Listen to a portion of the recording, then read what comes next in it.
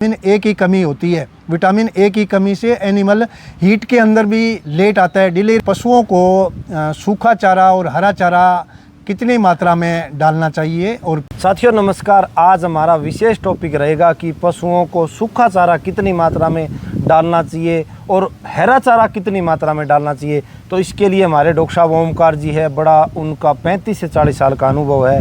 बहुत अच्छे तरीके से किसान भाइयों के बहुत से कमेंट होते हैं कि हमें पशु को चारा कितनी मात्रा में देना चाहिए। तो डॉक्टर साहब नमस्कार। नमस्कार जी। तो डॉक्टर साहब इस बारे में बताएं थोड़ा। इसमें पशुओं के लिए मैं retired doctor Omkar Singh, veterinary surgeon, मैंने लगभग 30 साल गवर्नमेंट की जॉब की है और अब लगभग 6 साल से मैं एआई ट्रेनिंग इंस्टीट्यूशन में अपनी सेवाएं दे रहा हूं। तो इसमें हम बच्चों को ट्रेनिंग देते हैं। आज मैं पशुओं को सूखा चारा और हरा चारा कितनी मात्रा में डालना चाहिए और क्यों ज़रूरी होता है। तो पशुओं को सूखे चारे की बड़ी आवश्यकता होती है।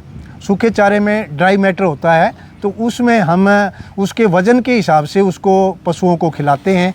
जैसे कि पशु का वज़न यदि 100 किलो है तो उसको 2 से 3% के हिसाब से खिलाया जाता है, यानी कि उसको 24 घंटे के अंदर 2 से 3 किलो सूखा चारा खिलाते हैं 100 किलो वज़न वाले एनिमल के लिए। और पशु का वज़न जो हेल्दी एनिमल होता है उसका वज़न लगभग 4 क्विंटल के आसपास हो जाता है, 400 किलो के आसपास। तो 400 किलो और 350 और 400 किलो के बीच में एनिमल होते हैं।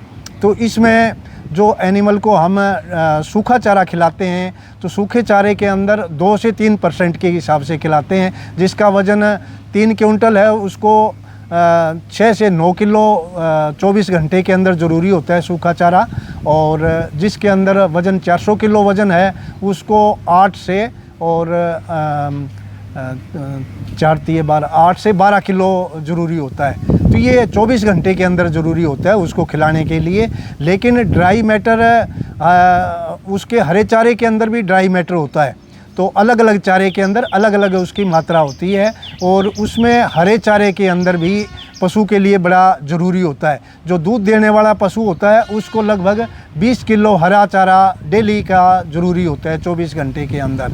और जो एनिमल प्रेग्नेंट होता है या ड्राई एनिमल होता है, दूध नहीं देता, उसको कम से कम भी 10 किलो की आवश्यकता पड़ती है हरे चारे की।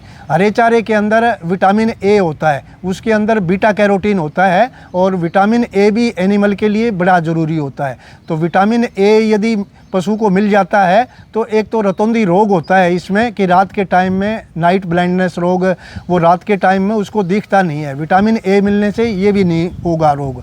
और दूसरा ये होता है कि इसमें एनिमल हीट में भी लेट आता है। जो विटामिन ए की कमी होती है, जिन पशुओं को हरा चारा नहीं मिलता उनमें विटामिन ए की कमी होती है। विटामिन ए की कमी से एनिमल हीट के अंदर भी लेट आता है, डिले रिप्रोडक्शन होती है उसकी, हीट में लेट आता है एनिमल।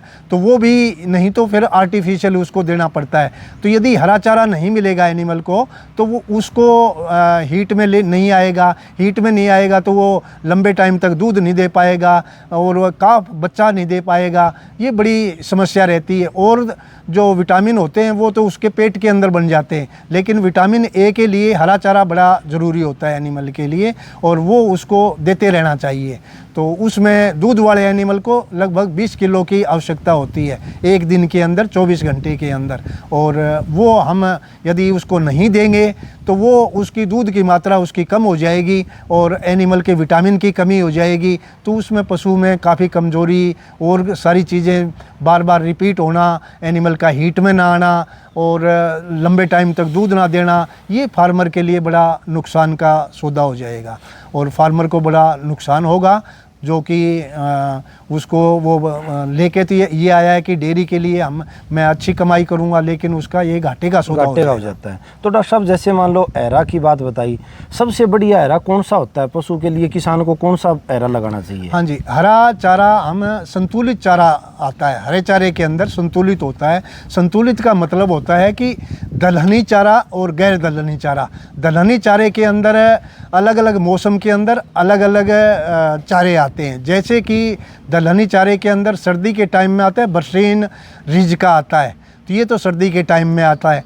सर्दी के टाइम में इनमें प्रोटीन ज़्यादा, दलहनी चारे में गैर दलहनी चारे में फ़र्क क्या होता है कि दलहनी जो चारा होता है उसमें कैल्शियम ज़्यादा होता है, प्रोटीन ज़्यादा होता है और वो स्वादिष्ट होता है गैर दलहनी चारे की अपेक्षा। उसमें डॉक्टर साहब जैसे जई भी लगाते हैं कई बार सर्दियों में। हाँ जी, उसमें वो होता है गैर दलहनी चारा। तो चारा गैर दलहनी चारे के अंदर प्रोटीन कम होता है और कैल्शियम भी कम होता है और स्वादिष्ट भी कम होता है। तो दोनों तरह के चारे मिक्स करके, 2 चारे कम से कम मिक्स करके और पशु को खिलाना चाहिए। जैसे कि बरसीम के साथ हमें जई को मिक्स कर देना चाहिए और वो संतुलित चारा बन जाता है एनिमल का। या रिज का होता है तो रिजके के साथ जई का मिक्स कर सकते हैं हम। तो ये तो हो जाता है सर्दी के टाइम में। और गर्मी के टाइम में भी पशु को संतुलित चारा खिलाना चाहिए। संतुलित चारा गर्मी के टाइम में कौन सा बनता है कि वो गर्मी के टाइम में दलहनी चारा में बनता है हमारा लोबिया बन जाता है। लोबिये को हम फरवरी के महीने में बोते हैं और मई जून के महीने में तैयार हो जाता है। हरा चारा इसका तैयार हो जाता है। इसमें दलहनी चारे में आता है गवार तैयार हो जाता है। गवार को मार्च से लेके और जून तक बोया जा सकता है। तो इसके चारे के रूप में भी इसको खिलाया जाता है। इसमें भी प्रोटीन अच्छा होता है, कैल्शियम अच्छा होता है और स्वादिष्ट भी होता है। तो ये जब इसको फूल आने वाले होते हैं तब इसको खिलाना चाहिए। और एक तो दलहनी चारा इनमें से लोबिये में से या गवार में से कोई ले लेते हैं और दूसरा गैर दलहनी चारे में से एक चारा उसका तैयार कर लेते हैं हम। उसके अंदर गर्मी के सीज़न में या तो हम ज्वार का इकट्ठा ज्वार ले सकते हैं या मक्का ले सकते हैं या नेपियर घास आता है या हाथी घास बोलते हैं उसको। उनमें से तीनों में से कोई भी एक चारा हम ले सकते हैं। एक चारा हम गवार का या लोबिये का ले सकते हैं। तो दोनों का ये संतुलित चारा बन जाता है, दलहनी चारा और गैर दलहनी चारा।